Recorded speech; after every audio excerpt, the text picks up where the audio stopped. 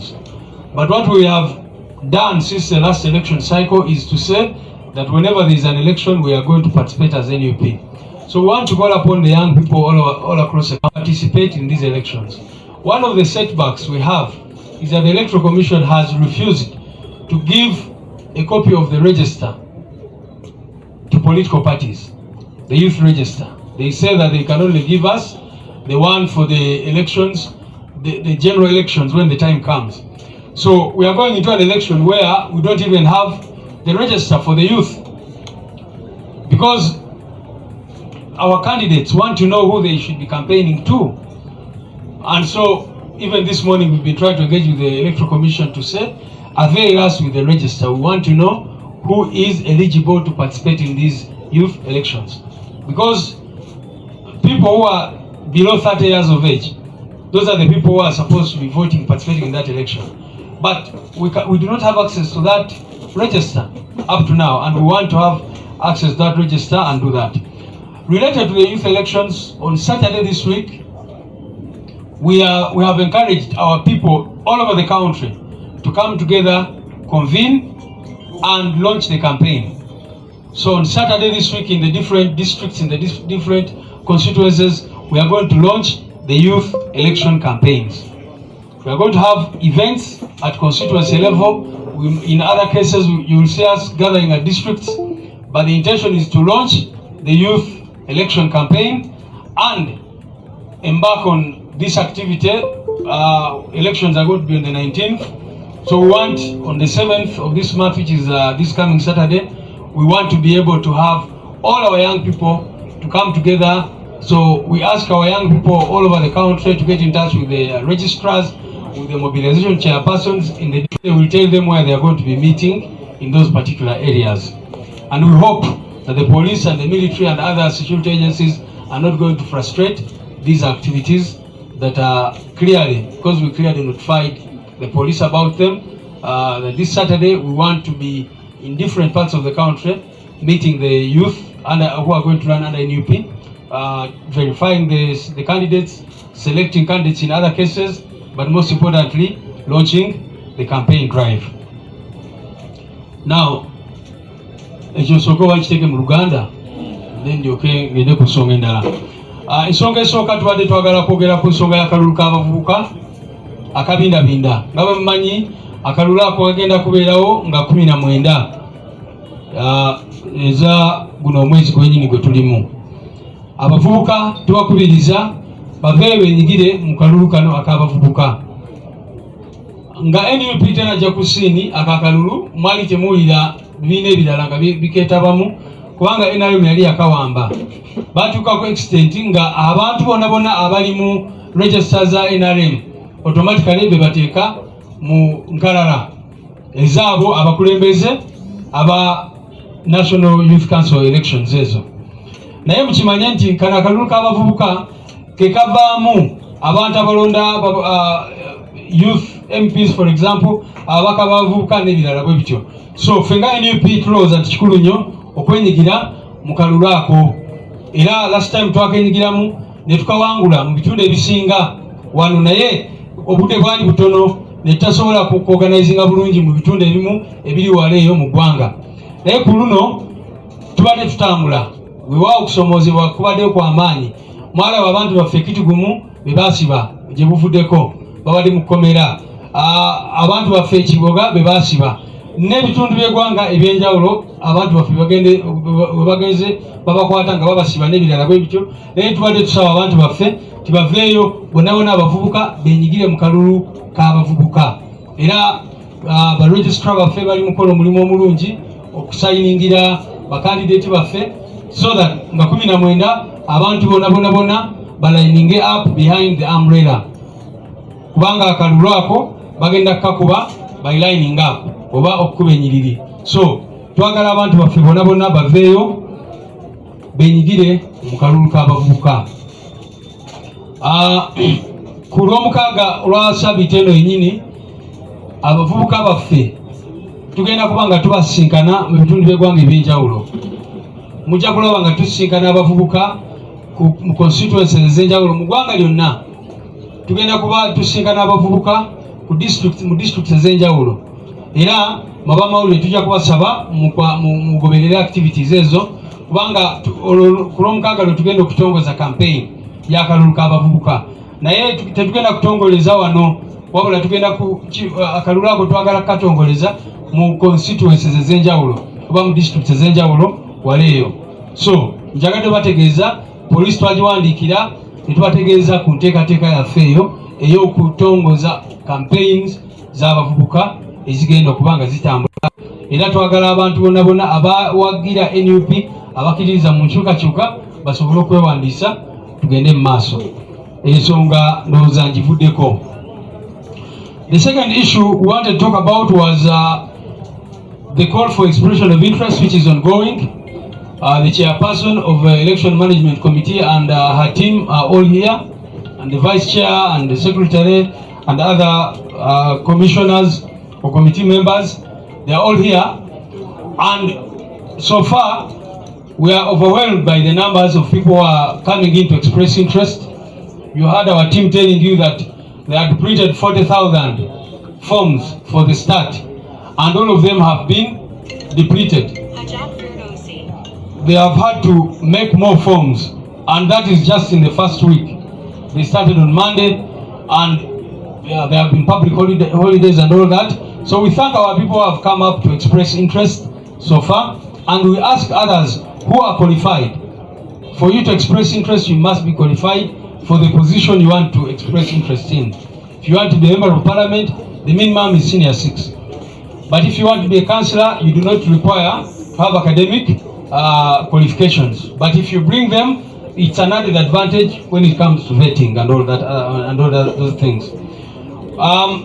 We are going to gather our statistics in the coming days and update you on how many so far have applied all across the country.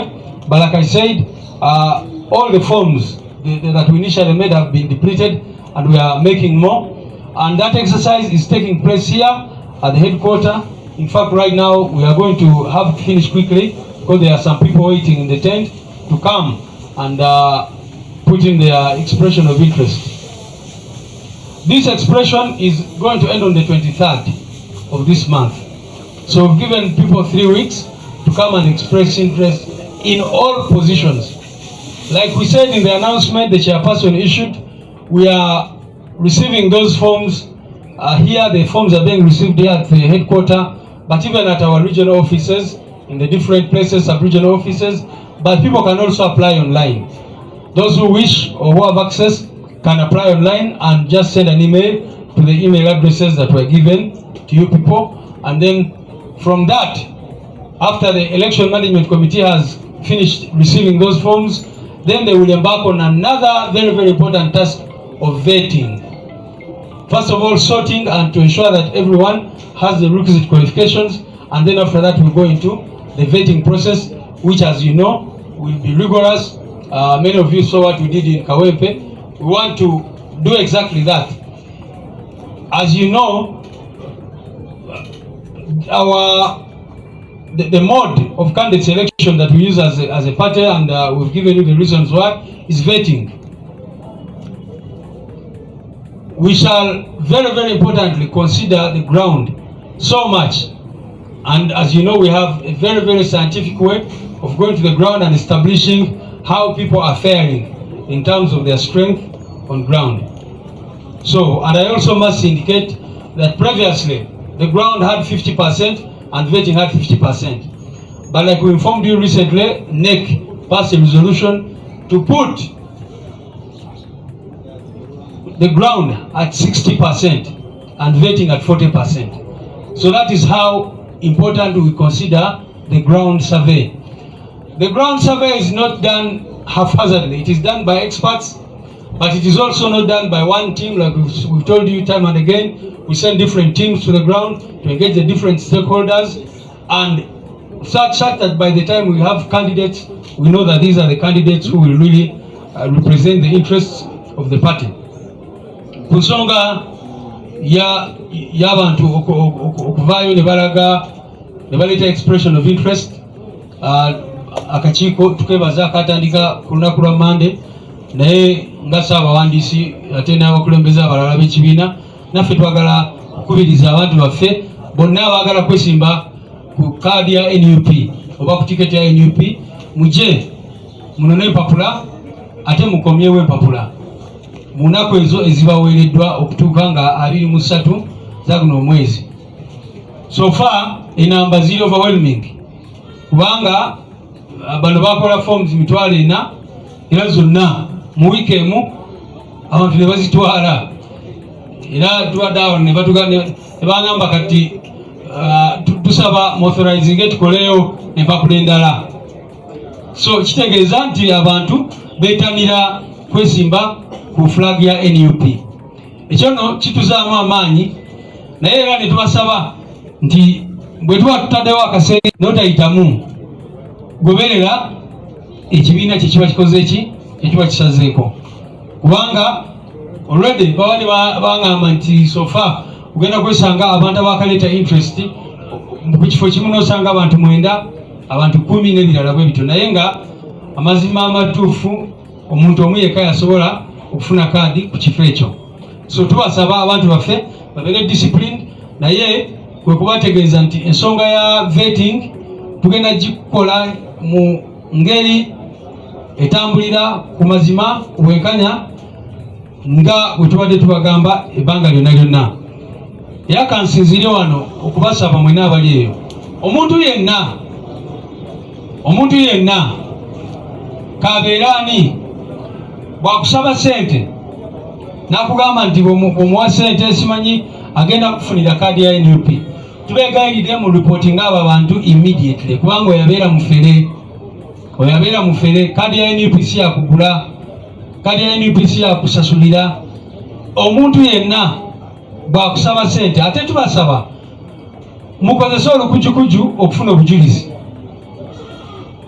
muleme okuvaayo nemukyano n'otugamba nti bansaba sente netukusaba proof nga tugiina kubanga ekyo nakyo abantu baffe abamu tulabye oluusi nga bakikola abaagala kwonoona amanya g'abantu abalala ne ba propagandist ba regime oli n'avaayo n'agamba tibansaba kino bwekiti ne bwekiti n'omubuuza obujulizi obukakafu nga tabuyina. So mwabakakiiko k'ebyokulonda of course bano tubeesiga kyobola bali wano naye tujja kubasaba ne ba registrar baabwe n'abantu abalala babateekeko amaanyi to making sure nti oli bw'aba ayagala kuleetamu embeera ya corruption mu system zaffe muba reporting immediately and we shall be able to take action. Ensonga eyo ndowooza mukitegedde nti kaadi ya NUP si yakusasulira mpozi n'ekirala teri muntu akirizibwa ne bwaba simanyi ono yakulembera ye focal person mu kitundu kyo ono yewa mobilization ono wa mobilization registrar abo abantu bo tebalina kaadi ya NUP. So bebo basewo ne banyabo betwadde twagala tulidde twaliyo n'embeera abantu abamu abagamba nti abampagira nze omuntu wabeereyo nga yesimbe kuba MP oba yesimbe kuba meya agamba abantu nti abamuwagira bebagenda okufuna kaadi. Ekyo nakyo kikyamu buli omu ali ku lulwe tosagamba nti abakuwagira bebagenda okufuna kaadi kubanga obuyinza teri buyina akakiiko kano akali wano ak'ebyokulonda aka election management committee okola vetting okola ground survey babwe mbagambye mu luzungu okumanya nti tuli people power tetwagala nnyo amaanyi okulaba nga amaanyi g'abantu gasinga buli kintu kyonna nezo max zetwadde tuwa ground 5 then netugamba nti vetting ofunemu 5 neki juzi yakyusa negala kuwa max 6 ku buli 100 vetting ekuwe 4 ku buli 100 kitegeeza kyekyo nti ground kati yesalawo ekisingira ddala n'olwekyo abantu baffe baleme okulowooza nti bw'onaabeera wano oba n'ofunayo kyaliwo n'okwatagana n'omukulembeze omu awo no mude ku ground mukole ground kubanga ground yesinga obukulu mu byonna bye tukola. Ekisemberayo ddala kwe kwogera ku nsonga y'abantu baffe mukimanyi bulungi nnyo nti state ezeemu kati netandika okusiba abantu baffe n'okutuleetako embeera egezaako buli we tuba tusemberera kulonda batandika okukwata abantu baffe okusibasiba abantu baffe n'ebirala bwe bityo njogedde ku tiimu yaffe eya Kitigumu babadde bakavaayo bamala ebbanga eryo lyonna mu kkomera mu disitulikiti ya Kitigumu ab'Ekiboga mubadde mubalaba ababadde eyo e Masaka wabaddeyo tiimu yaffe ey'abantu be bakwata nabo tulina abantu betunoonya Shakulu Sentongo tetunamulaba bamukwata muganda waffe gwe bayita Mpalanyi Michael bamuwamba naye tetumanyi waali up to now ababakwata mu mwezi ogwokusatu up to now tetumanyiwa gye bali. Waliwo ne muganda waffe gwe bayita Nsambu Douglas bamusanga Masaka ku Sentongo House. Muganda ali wano olunaku olwaleero, muganda wa Nsambu Douglas abaddewo wano era abamawulire basobola mu interview nga nawe nayogera ku mbeera eyo. Bamutwala nga ennaku 28 z'omwezi ogwokusatu guno omwaka up to now tuli mu mwezi ogw'omukaaga kati naye ono muganda waffe Nsambu Douglas talabikanga. Naye abantu baffe bwe bagenda mu safe houses eyo bategeeza nti basangayo abantu bangi nnyo abalala abali eyo. Ono ye muganda wa Nsambu, jangu wano sebo kulaga abantu abalala banakola interview naawe. Naye ono yogerako asooka ogerera wano muganda bamukwata ddi, bamukwatira wa, yali akola ki? Amanya nze Ssewanonda Jordan nga mpiridde Masaka. Nze ku nsonga za muganda wange Nsambu Douglas yabuzibwawo nga 28 kifaananyi kyekino. Yabuzibwawo nga 28 ogwokusatu. Tugezezzaako okunoonya tutuuse buli wamu, tugenzeko ku poliisi naye nga abantu balama bwe balami. We baali bamukwata basooka ne bakwata mukama we, oluvannyuma ne bakomerawo ku bigere naye ne bamukwata.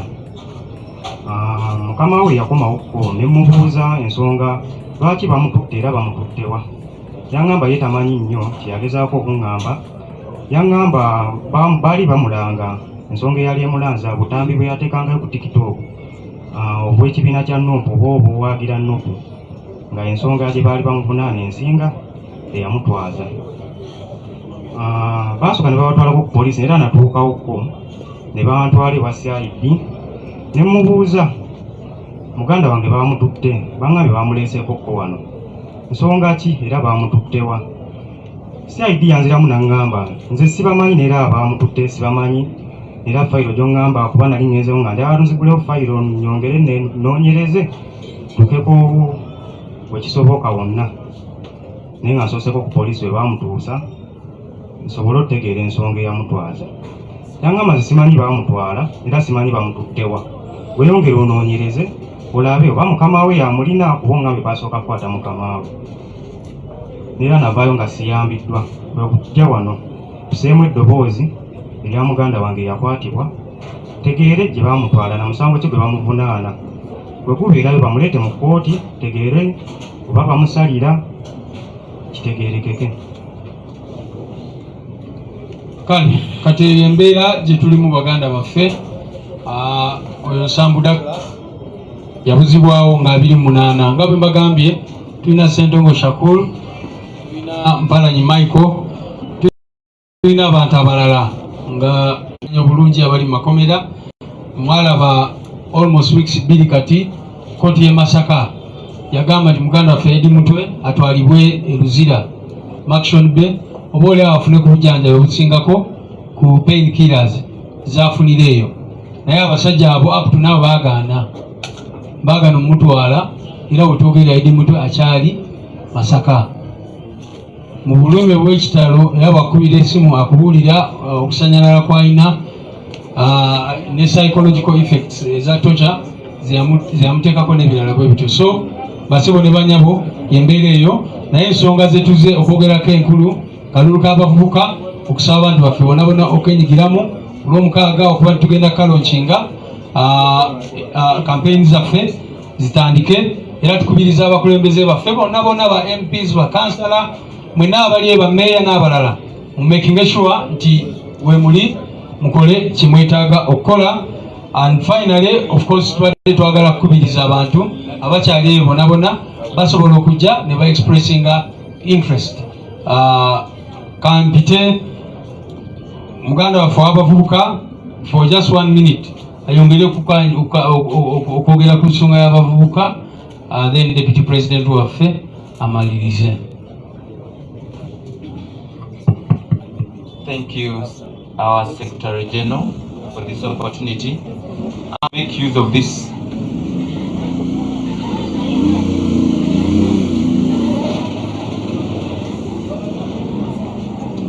Thank you. I also want to add my voice to what the Secretary General has just told you, that we are in the situation that the Electoral Commission is not providing what it's supposed to do.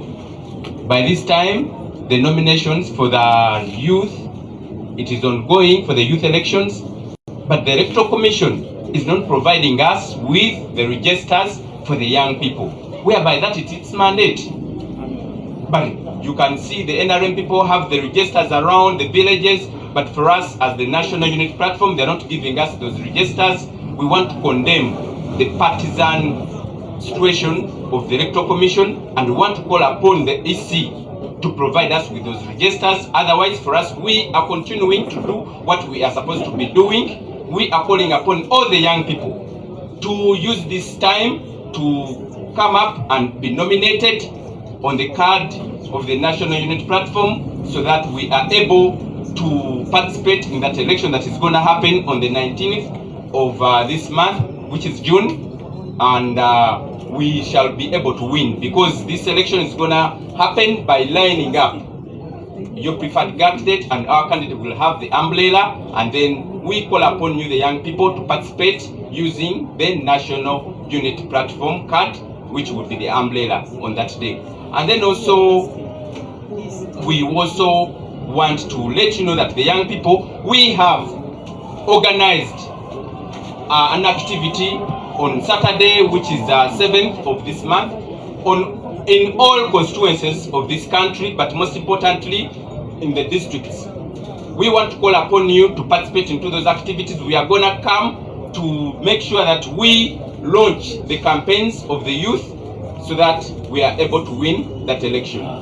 Njagala okutwala omukisa guno okubategeeza nti akalulu k'abavubuka kali mu kugenda mu maaso, era nga njagala okwogera ku engeri akakiiko k'ebyokulonda gye kali mu kutuyisaamu. Essaawa ya leero kye kiseera okulaba nga tuwandiisa abavubuka baffe bagenda okwesimbawo mu kalulu kano. Katandika ku Mande eno, era nga kagenda kuba okwewandiisa ku ggwanga 10. Naye essaawa ya leero akakiiko k'ebyokulonda tekali mu kutuwa registers abavubuka mwe bali, kyokka nga NRM bo bazirina, naye ffe tetuli mu kuzifuna. Enkola eyo nkyamu nnyo, era tusaba Electoral Commission eveeyo ekozese mandate yayo okulaba nga naffe etuwa registers ezo tuzikozese, tulabe baani abasobola okwesimbawo n'abasobola okulonda. Naye engeri gye yeyisaamu nkyamu nnyo, era tugivumirira. Kyekola si kituufu okubanga eri mu kulaba nga ekolera ku side emu. Ekyo nno kikyamu. Ffe tugenda maaso nga tukubiriza abavubuka okulaba nga beesimbawo, tulabe nga tuwangula akalulu kano akagenda okubaawo nga 19 guno omwezi ogw'omukaaga. Era mu mbeera y'emu njagala okubategeeza nti ku lw'omukaaga luno tuyina emikolo egy'enjawulo egy'abavubuka mu constituency zonna ne mu districts ez'enjawulo mu ggwanga lyonna. Tusaba abavubuka muveeyo tulabe nga tulonkinga kampeyini y'abavubuka egenda okubaawo guno omwezi nga 19. Twagala tugironkinga ku lw'omukaaga luno. Mwenna abavubuka muveeyo, abakulembeze mu bitundu eby'enjawulo tubeere mu kalulu kano, kubanga ke kasobola okuba nga tutandika okulonda kwaffe kwe tuyise okwa protest vote. Mwebale nnyo, mwebalire ddala.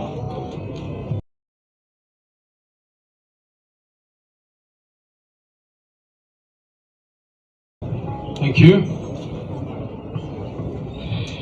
My colleague and brother, the Deputy President in charge of Buganda region, and also here present is our Secretary General and all protocol observed. I speak premised on 4 critical things. The first, to the registrars. We have got information massively that where our candidates have gone for nomination, some registrars are asking for original national IDs. And yet, we have, and all other documents show that these original IDs are yet to be picked. But it's one of the ways some registrars are using to frustrate us, to block us. Find a space in your heart, in your soul, to desist from this partisan way of blocking a civic space. We are documenting this and will not take it very lightly. We will not. 2, I speak to the women. I was consulting with the chairperson here present. Within this massive picking of nomination forms or the show of interest forms, how many women have shown interest in the various positions? How many women are running for the youth council elections? For us it's very, very critical because I'm asked, but what are the women doing? Look at the cream de la cream, the who is the who in this space. Where are the women? Opportunity dances with those on the dance floor. Why are we not coming on the dance floor of NUP? And why are we not shattering the glass ceilings in our various and massive numbers? Women, let us occupy these spaces by showing interest and coming for nominations and also participating transformationally, not transactionally. I continue to preach this. What is transactional goes to the stomach. And what goes to the stomach, we all know where it ends up. It confirms what the Holy Father, Pope Francis, said in 2019 in his encyclical. Good politics is at the service of peace. Women, we cannot continue to complain when we are not showing interest. When we are leaving the men the space to proceed unchecked, to proceed unbalanced. My call is to all the women of Uganda, from all the regions, northern region, western region. Let us pick these nomination forms, let us participate, and let us be visible. Our motto as women should be visibility, voice, and action. I also want to state and reiterate that yes, the circumstances are so militarized, so brutal. Many of our people have been abducted. Others are missing. We continue to demand for them. And we also continue to call when fear knocks at the door of your heart. Send faith. It works. Don't think for us because we are speaking, we are visible, we are vicious. We also occasionally fear knocks at our doors. What do? We send faith. We send faith in solidarity. It's very critical. We will overcome. And then the renewal of IDs, please continue to go and line up and renew your national IDs. I want to congratulate the Electoral Management Committee for the process that they are carrying out very diligently, but we have concerns from other very qualified candidates who are not able to have their UNAP documents verified. So we may need internally to see how to apply the exception rule. Maybe in some circumstances as an affirmative action. As an affirmative action because of the timing. And then for us as the leadership everywhere, communication, timely exemplary display of who we are, inclusivity is very, very critical. And yes, we are going to be there on the 7th, massively all over Uganda, all over, because that is what the ground is. That is what the ground is. People are yearning for that change, for that new Uganda, everywhere. We are requesting, we are demanding, we are asking, we are putting it to the military, to those who think power is might and the gun is the might. No, power belongs to the people. It's a constitutional right and it's a birthright. And we are going to exercise that power without fear or favor. So I call upon each one of you, let's deliver on our promise of a new Uganda. Let's deliver in practice on our promise of the protest vote in practice. And I know we will win. We will win. People power. Our power. People power. Thank you so much.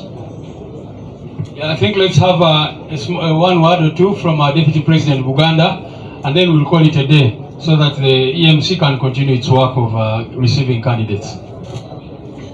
People power. I wish, she's my senior, and I think today she has represented me well, together with the Secretary General. So I don't think I have much to add on. Neka njogereko mu Luganda katono kubanga ono mukulu Luganda talwidi Luganda talwidi yenacha Luganda talwidi kati onakulolo omukaaga luno nga twakava mu Idi kyokusooka mbagaliza Idi ennungi era abalinako obusobozi gye mbadde yonna zake Secretary General tusale ku nte mbuzi tu kirimu emikisa mingi era toyitayitange yanaayitibwa ng'ebutambala ennyama ejja kubaayo. So tubayita mwenda musobole okubaayo ne tubaagaliza Idi ennungi. Ekyokubiri, olunaku lw'enkya nga esigi baayogedde Secretary General ne Deputy President, ffenna tukunga abavubuka mu buli constituency tusobole okulaga nti Uganda tugirimu era egenda kubayo abavubuka mu kiseera kino n'ekijja. N'olwekyo abakulembeze bonna mu Buganda ne mu Uganda yonna, in particular Uganda yonna, olunaku lw'enkya olw'omukaaga ffenna tugende ku constituency ku bifo bye tusazeewo okugendako, tubeerewo tulonkinge campaign y'abavubuka. Sisuubira muvubuka mu Uganda kumulaba nga agenze mu layini ya NRM, kubanga omuvubuka oyo aba aliko ekisobo kinene. Baba si mugezi nnyo aba aliko ekikyamu, kubanga emyaka 40 ati nze zake azakona omulenzi muto nabaana bazedriga abalala abaliko ku myaka tuyinza okugamba tutujjukirako ku mundu ezaavuga nezaako ono tamanyisa basaba.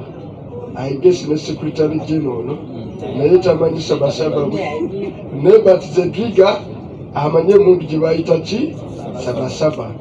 Kakati bano abazaalibwa ku mulembe guno ne balaba Uganda ng'edda emabega emyaka 40 aga Museveni, emirimu tewali, abantu baavu, okusoma omala kutunda kibanja, mukadde bw'alwala olina kutunda kibanja kyo, bw'omala okusoma ekikulindiridde olweggulo lwaleero kwenoonyamu kwekolamu mulimu ofune ka tiketi ogende mu desert ey'Abawarabu mu musana ove mu nsi ennungi ogenda ofuna ekyokukola ki ekyokulya.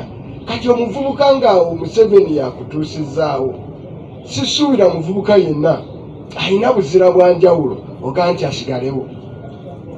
Omusajja omutwali mu World Bank meeting n'agamba nti omulimu gwe bwe guba gwa kukakasa nti nnyina omulimu nga siina, gwe lwaki osigaza omulimu? If your job is to ensure I have a job and I have no job, why should you retain your job? Kati buli muvubuka atalina mulimu nga buvunaanyizibwa bwa President Museveni, General Museveni, okumuwa omulimu nga tagulina, kola kimu kyokka naye muwummuze akwegatteko mu batalina mirimu, kubanga omulimu gwe gumukoze eki, gumulemye. So sisuubira muvubuka yenna eyo kuba na bumalirivu bumala, kuba muzira gamba nti kakati agende mu layini ya yero. Nolwekyo olw'omukaaga lwe tugenda kwe kulonkinga bye Museveni mu kalulu k'abavubuka. Tugenda kuba tumusiibula, kubanga bw'obeera muvubuka osobola okuwagira Museveni ne banne nga basibye eddi mutwe, nga basibye Bobiang, nga basibye ne be basewe bali nekibalama tetumanyi gyakola ki gyali. Ebyo ng'obaddewo ate mwe temukyalina kyekwaso kugamba balala nti temubimanyi. Wakiri buli muvubuka mu byalo alina essimu gye bayita koloboza, gye bayita smart ki phone. Ffe twali abato ebiseera ebyo nga tutambuza bigere okufuna press conference, ne kati ne benjogera nabo Uganda yonna bino bye twogera babikola ki, babiwulira nga bibaluma bwe biti, musobola omuntu okusigala nga muwagira NRM. So tusuubira mbu tugenda ku paintinga abavubuka mu Uganda yonna red. Era kati Uganda should go red. Akalu ke tugenda mu Uganda is going red. Everywhere is going to be red. All the youths are going to follow red. Ebyo tebimala. Olwaleero omukulembeze eggwanga agenda kwogera bagenda kusoma bajeti eyabiri olowooza tulina wala supplementary mu bajeti emuka zino zitwakafuna 2 weeks tunatutuuka kusoma bajeti nebasaba naye bwe bikwataganawo ne press conference y'olwaleero eyo mu parliament gyembeera waliyo ekigambo relevance of the subject matter. Kati olwa ekibuzo kyo kirungi naye olwaleero nedda twagala press conference eno esigale ku mulamu, naye bw'oba oyagala comment yange bw'ojja wali omu njagibwa. But theme ya press conference yabadde yakunga bavubuka 1 olw'omukaaga, olw'okubiri ekyala bajjeyo ki form, ekyala beesimbewo, ne bamala okwesimbawo balonde National Unity Platform. Nsonyiwa neetonze naye nja kuwa comment walingo. I think there are 3 questions. I'll have him and him. Yes, Matimba. Okay, nze ekyange kigenda eri Secretary General yennyini. Campaign y'abavubuka eno gye mutongoza mutulaze nga mugitadde mu constituencies omuli ababaka kaseera kano ababyenkanira ebyobufuzi. Kino tekirina bwe kijja kutaataaganya campaign eno okugamba nga ababaka abali mu bitundu ebyo bagamba nti be bategese ebintu ebyo. Yes, my name is Becca from NTV. I just want to know, you talked about informing the police about subject as basically one of those still the same situation where recruiting is there. And the last one is about the Electoral Commission. You also highlighted that this morning you re-engaged with the issue about the youth, the National Youth Registers. What could have been their response? This is the chef one and what it is. Mbadde nsaba chairperson ebimu ku bintu amaze Afrika byayogera atuddiremuko ng'okulabula ba registrar ebigenda mu maaso bya kintu kitoogo Baregistrar baki abeeyo aba EC.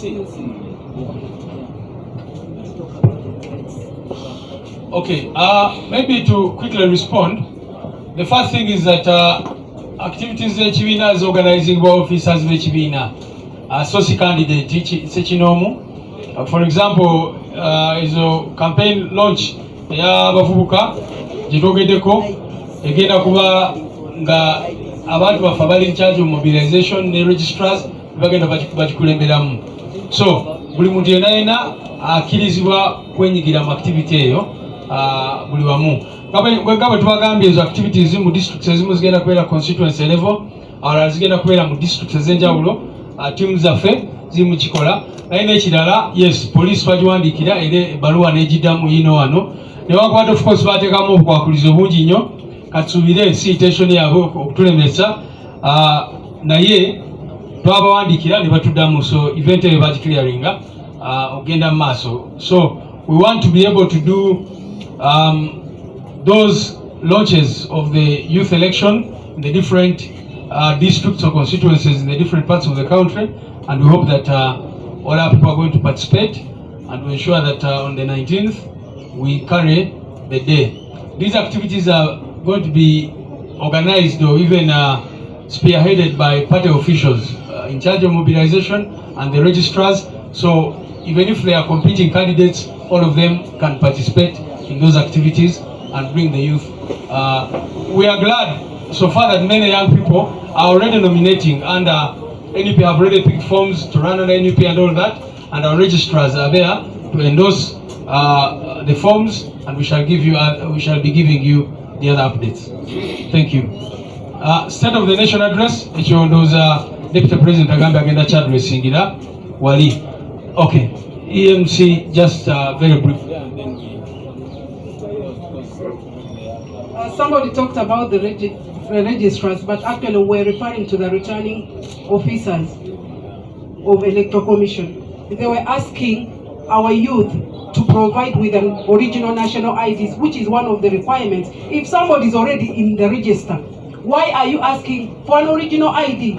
So that is actually what we are saying. Then we also know of plans to abduct some of our time. We are much aware, and we are just a step behind them. They are not going to beat us in this because we already know.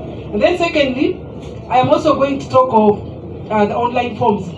I saw some media houses just publishing and saying we are issuing forms. We are actually also receiving. It's not only issuing out forms, the interest forms. We are also receiving. We are doing two things at a go. We are issuing and also receiving at the same time. So our people out there, please go vote for NUP, starting with the youth, and we apply protest vote. Our youth will not move away, and they will take the 3 vital steps in protest vote. They are at it, and we are in touch with them. So we are going to shame them, and we are going to beat them at this. Thank you so much. Thank you very much.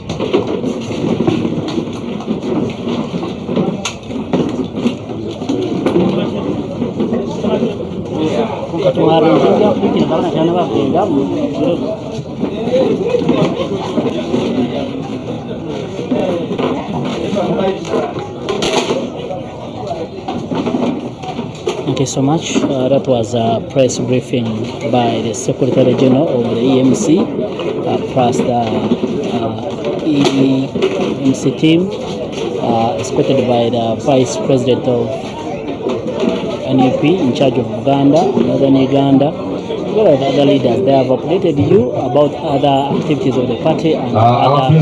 First come, first serve. So kindly, those who have come to be patient with us to bring their expression of interest forms, please come over, and we immediately start on the process. Thank you very much.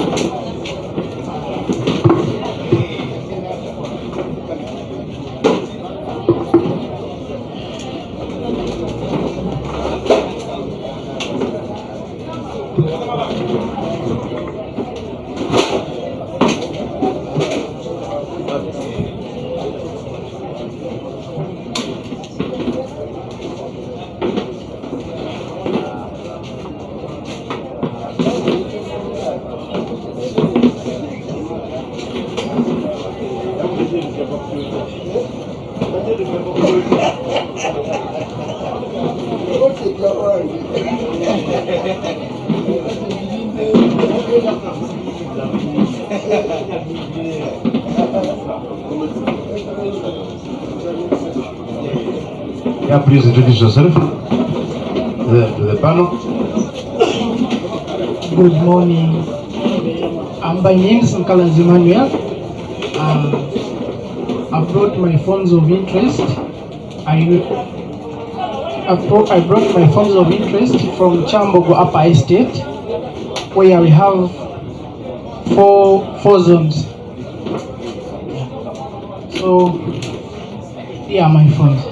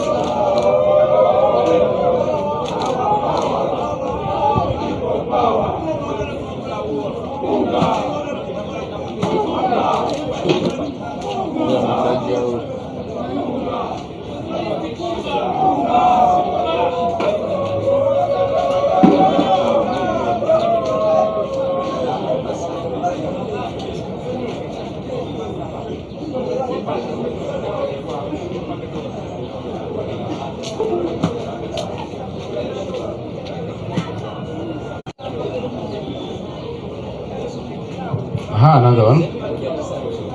Let us have another chair. Here, come with that chair. Yeah. Please go ahead, introduce yourself and submit.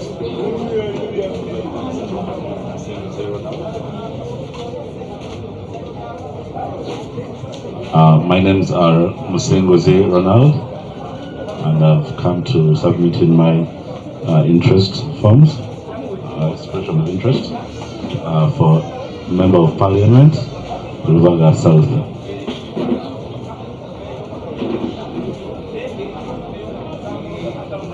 One copy? Yes, I brought one copy. It's supposed to be in duplicate, at least for MPs. Let us see what this one is. Maybe I could take a picture. It's fine.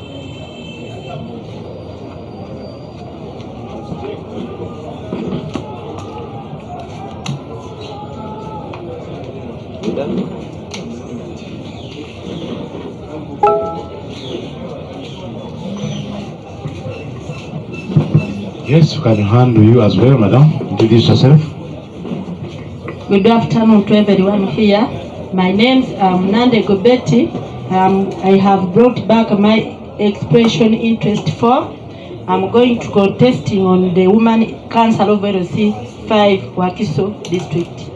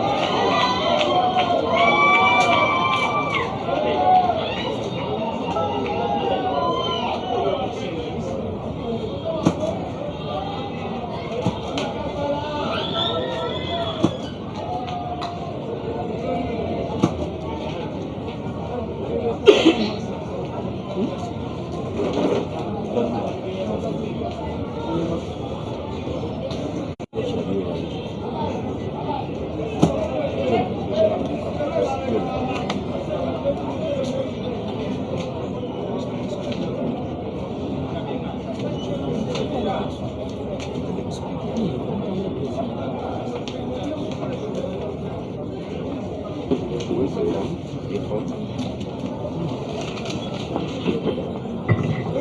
afternoon. I'm Bisaso Moses. I brought back my forms of expression of interest for the position of Mayor Kati Town Council.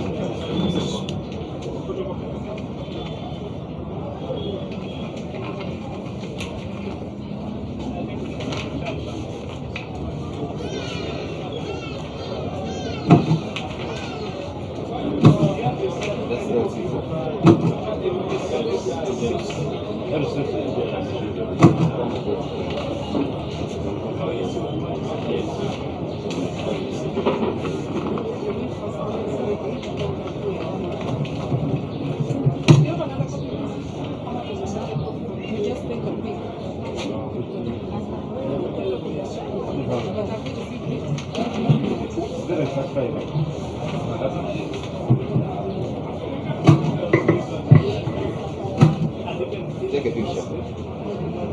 Well, which one is your page?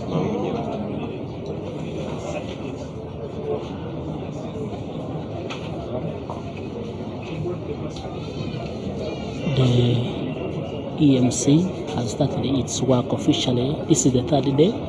Tunaku lwa kusatu akakiiko ak'ebyokulonda mu kibiina kya NUP kagenda maaso mu kurisivinga empapula eri bakandidates ab'enjawulo era nga bw'olaba Wakiso ne Kampala bonna bajja wano. Then districts endala okujjako basentebe ba district bamayors n'ababaka parliament nabo bajja okukola nti baleeta empapula zaabwe. So embeera egy'olaba egenda mu maaso wano era nga omukyala Harriet Kyontayi ng'ali wamu n'akakiiko ke bagenda mu maaso okulaba nti balisivinga empapula z'abantu bano. Ababaka ba parliament bali bakyali mu line. It's a very big program. Jakuba nkulagako ngeri gye batuukidde oba gye balindira. This is a process. It is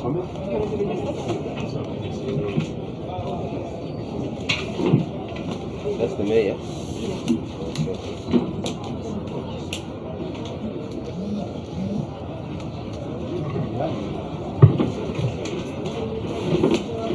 Protocol observed. Good afternoon. I'm Namara Harriet from Nachilongo Saward. I've brought back my form of expression of interest to contest as a woman councillor LC3, Nachilongo Saward, Kachi Town Council in Busuruma.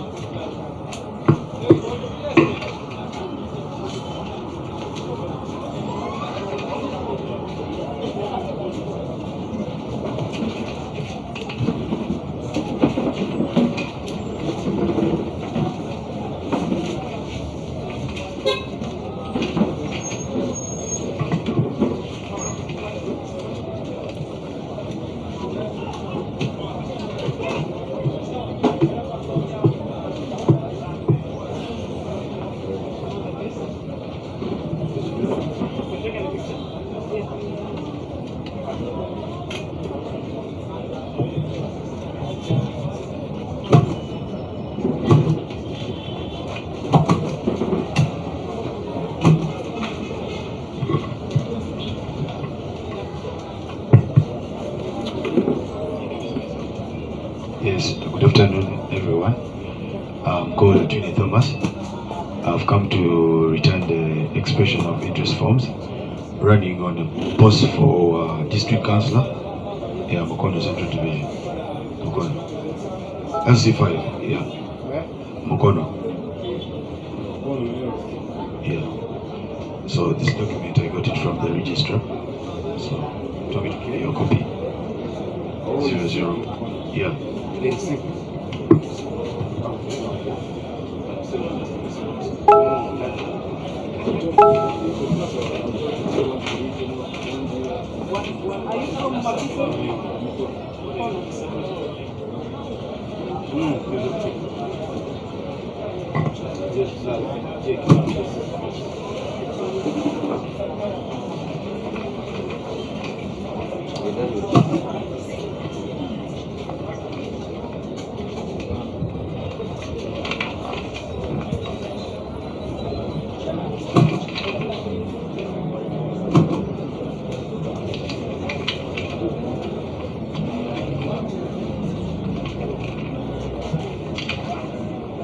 what you're supposed to say?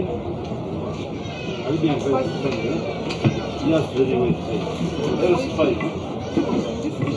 That's fine.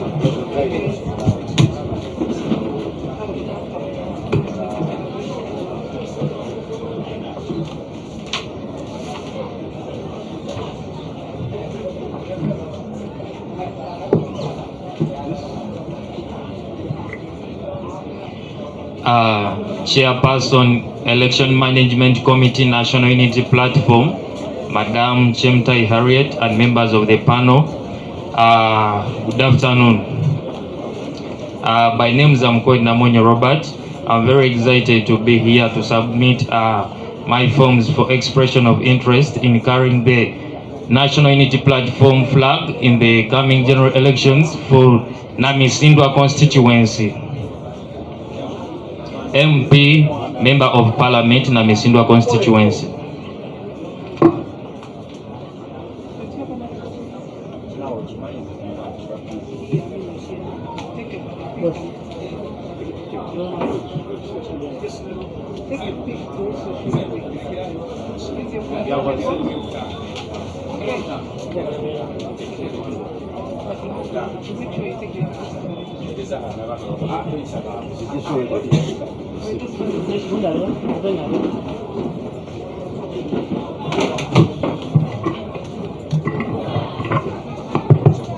Yes, good afternoon.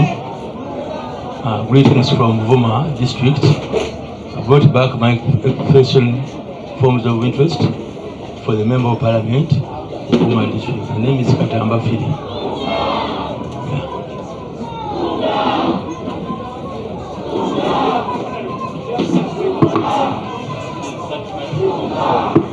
You have certified copies for A level and then university, because certified. Yes, the certificate is there, yes, but it must be certified. There must be what certified by the academic registry. Then also we need a certified copy of your A level. At least for Member of Parliament, we will need that, because that would help us a lot. So certified copies of A level, then and university. But if A level you have certified copy, that would be very important. University you have a certificate, not a certified copy of the certificate.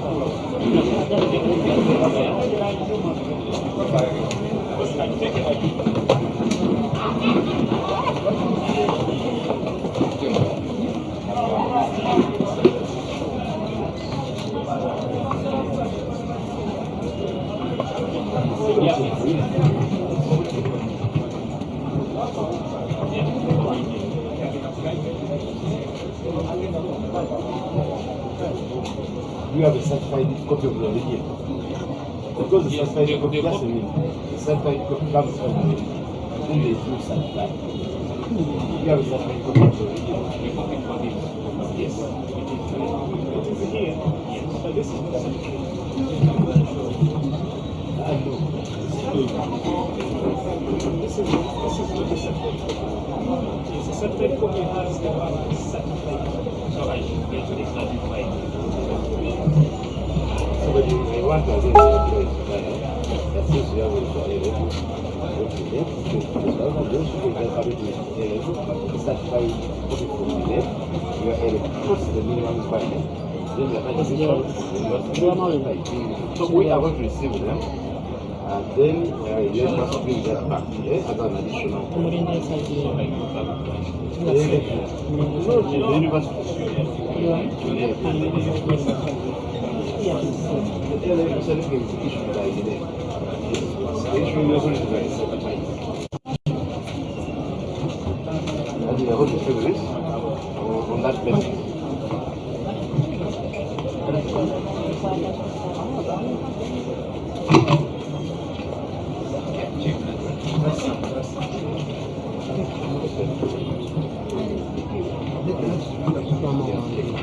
No, machi.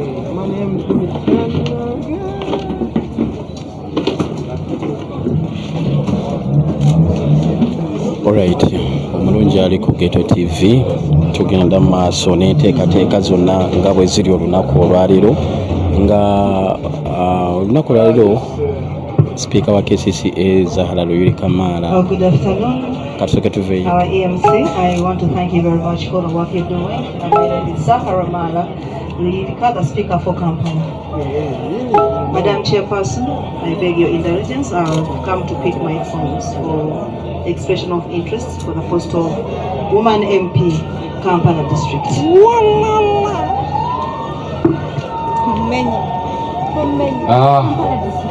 I am the of the committee. You can see we are very busy, but you're most welcome, Madam Maraza Lirika. First of all, you are going to pick the forms from our technical person there. But what we expect are the certified copies of the academic documents from both the university and the NUP, because the minimum is A level, and many people are making some mistakes.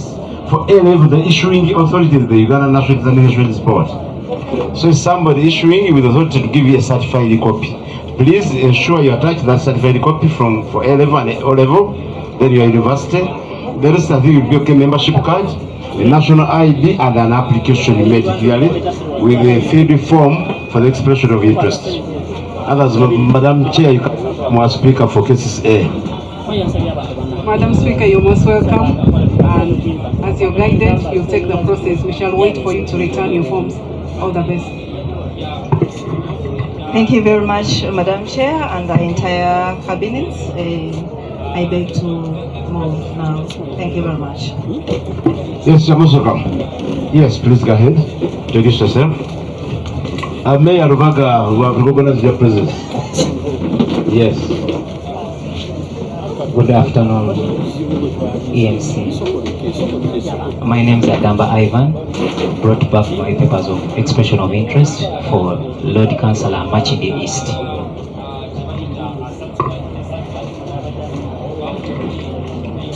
Good afternoon, panel.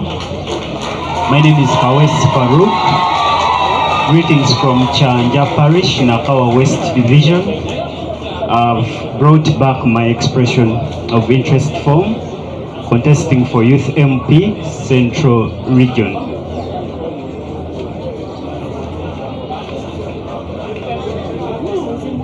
Central.